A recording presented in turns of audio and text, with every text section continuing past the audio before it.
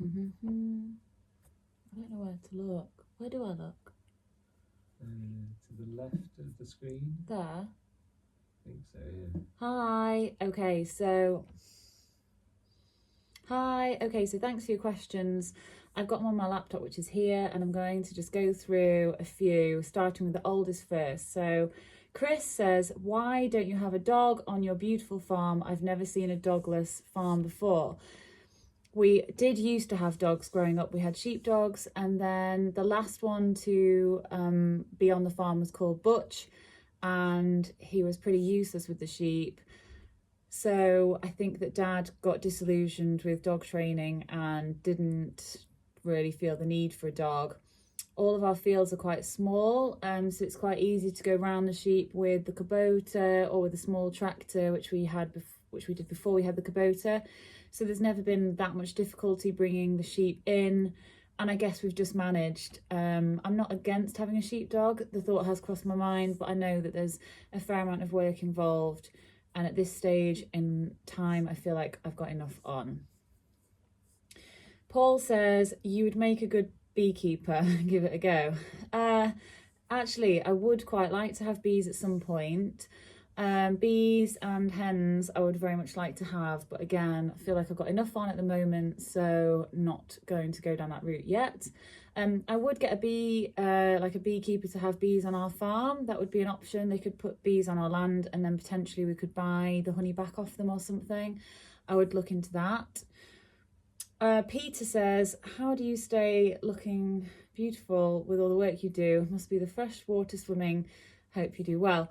How do I stay looking beautiful? Well, thanks. I don't think I always do. But some days I like to wear makeup, like today. Other days I just don't even bother to look in the mirror. But I always think if you're smiling and being out in the fresh air, generally you have like a good aura. Pocket Change says, would 2020 be the most trying for you? Joanna, Nick and John, and if so, why? Are you enjoying all of the work involved in the campground? Obviously I can't speak on behalf of the others. I know Dad's had some hard times in the past, but for me it has been a very challenging year. I think all of the uncertainty and the financial implications, like the building project, combined with the loss of earnings for so long, was bad timing for us, but we're getting over it. Am I enjoying all the work involved in the campground? Well, it's enjoyable in that it's my business, so I find that there's a sense of pride and achievement in building something that is yours. But it obviously is hard work and it can be challenging at times, but everything worth having is challenging at times, I think. Richard says, how long have Nick been together, and how long have you and Nick been together, and are you going to get married? Well, I don't know. We've been together for 5 years, and when people ask me if we're going to get married, I say I think we would, but we need to have our own place to live first. There's no way that we could be getting married while still living with Dad, so we have to find a way of moving out. And before we could move out, we had to build a shower block, so it's every one thing at a time. Charles says, what came back on the worm test? So I was going to follow this up anyway with what happened with Cassie's test results. So everything came back as negative. So there was nothing for fluke. Is it Yoni's disease? Came back as negative. And then after she died, we took her down to the vet for a post-mortem, and there was nothing. There was no tumour, which the vet had suggested there could have been a tumour.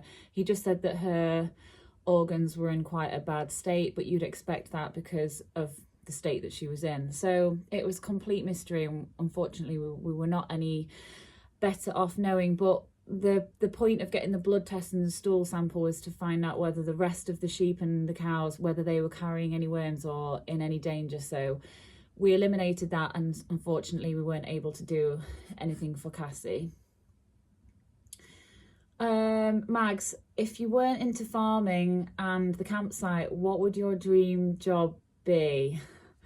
Something outdoors, something probably creative, maybe something related to sport or health and fitness, well-being. I'm not sure. I used to do personal training as a job, and I quite enjoyed that. I very much enjoyed travel, so maybe like holiday travel boot camps for people. I don't know. I enjoy what I'm doing now though, which is good. And I also really enjoy working with animals. So the things that I enjoy are being creative, working with animals, and helping people. Those things particularly. James says, how many ewes do you have and how many cows are there? So at the moment, there's probably like just under 60 ewes, and there's 10 breeding cows, a bull, and then I think like the calves and the young stock probably adds up to about 30 cows. We are looking to get more sheep though to increase the numbers this October. Johan says, hello from France, Joanna, how old are you? I'm not sure. Ben says, with leaving your land in grass and pasturing it, do you have trouble with soil compaction?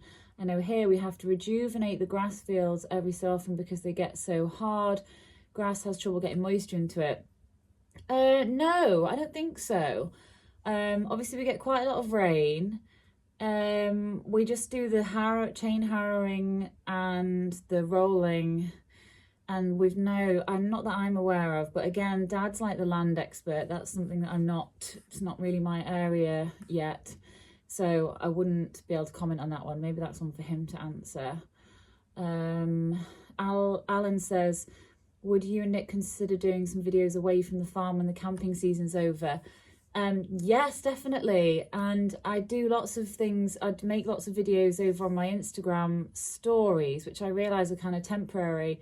And last year we both said I should make videos that are more permanent rather than just ones that expire on Instagram after a day. Seamus, hi Joanna, how many generations of your family have farmed and lived at Dale Farm? So this is a popular question, or at least it's come up more than once. So the history is, I think in about 1880, John Bridge came to Dale Farm, and he was the first of the family, and then his son Jack was took over from John, and Jack, I believe, when it was in the war, or went to war and maybe was gassed or something, and apparently when he came back from the war he may have had trauma from the war and problems with his breathing, and so he was a bit of a drinker, perhaps to cope with the problems that he had. So the farm wasn't in as good a state as when it was run by his father. And then my granddad, Jim Shimwell, took over from his uncle. So Jack was his uncle. Then from my granddad, Jim is my dad, John, and then I'm after that. So hopefully that answered the question. So since 1880. Mike says, hi from Connecticut. I can't speak. Connecticut. It's been a long day. Will you take over the farm if your dad ever decides to retire? I would hope so. Yeah, my plan is to definitely keep the farm in the family. That is very much Nick and I, that is our goal. We would hate for the farm to be sold. So yes, I would love to take it over and definitely keep farming. Jesus Christ says, no question, you are beautiful. Thank you. Henry says, is your farm in an environmental scheme? In relation to the thing, like the rural payments, yes, there are some. Again, that's not really, it's not really my area. The Highland cows graze an area of moorland, and I think that's part of an environmental scheme. They're like land stewards, the cows. That's why we started the Highland cattle herd. And also for haymaking, we don't mow the hay meadows until after the 1st of July, which is for the wildflowers and the insects and things. So they're the two that I can think of. We did also do a dry stone walling project to preserve and rebuild some dry stone walls around the farm, which is part of an environmental kind of management thing. And there's another one for keeping your buildings in good order, your like outbuildings and stuff. I'm looking at Nick and he's just looking at me blank. So I can't pronounce this one, but I know who it is. So it's Devon says, will you keep your own replacements in view of the health issues with the flock? Not much. No, I don't think we will. So we're going to get some new sheep in. We've got a few that we kept back. Obviously, Cassie was one of them. I don't know what the issue was with her. We've obviously got a few of our own homebred sheep that have been fine, so it could just be unfortunate. There are a couple of hogs that we kept that are a bit lame, and so we probably won't breed with those because of the lameness.